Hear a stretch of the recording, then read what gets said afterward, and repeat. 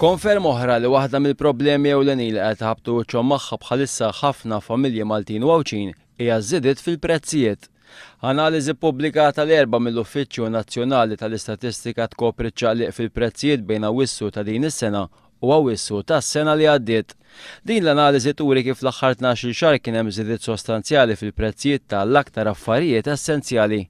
Żdiedu l-prezzijiet tal-ikel, tax-xorb, tal-ħwejjeġ u żraben, tal-fjuwil u l-gass, tal-amara, tal-affarijiet relatati maż-żamma tad-djar, tar-rekreazzjoni u tat-trasport fost oħrajn. Kien hemm ukoll żiediet fl-ispejjeż marbuta mal-oqsma tal-edukazzjoni u tas-saħħa. Fl-aħħar sena l-ikel ogħla bi kważi 4%. It-trasport ogħla bi kważi 9% waqt li l-gass u l-fjuwil għolew bi 3%.